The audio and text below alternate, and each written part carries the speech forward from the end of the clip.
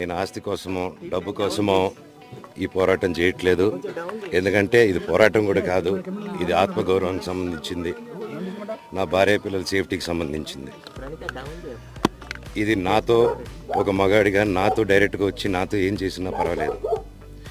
నా భార్య బిట్ చేయడం, నన్ను తొక్కేదానికి, నా 7 నెలల పాపని ఇంక్లూడ్ చేయడం, నా బిడ్డలు ఇంట్లో ఉండగానే అలా బిహేవ్ చేయడం కరెక్ట్ కాదు. ఈరోజు పోలీస్ దగ్గరికి నేను వెళ్ళి ప్రొటెక్షన్ అడిగాను. నేను మొన్న వచ్చి అడిగినప్పుడు మీకు అన్ని ఎవిడెన్స్లు ఇస్తాను, ఎస్ఐ గారు ఇక్కడి నుంచి వచ్చి నేను ఇస్తాను సార్ ప్రొటెక్షన్ చూపించాను, బౌన్సర్లు అందరూ అక్కడికి దాంకున్నారని చూపించాను. అది కొంచెం చూసి ఓకే సార్ మీరు ధైర్యంగా ఉండండి, మేము ఎక్కడికి వెళ్ళట్లేదని చెప్పి మాట్లాడి పారిపోయారు. ఇప్పుడు కానిస్టేబుల్స్ వచ్చి అందరూ నా మనుషులందరినీ భయపించి ఇప్పుడు వాళ్ళ పేర్లు తీసుకొని బెదరగొట్టి మా మనుషులు పంపించేసి వేరే బాడీ గార్డ్ లోపల పంపించున్నారు సార్.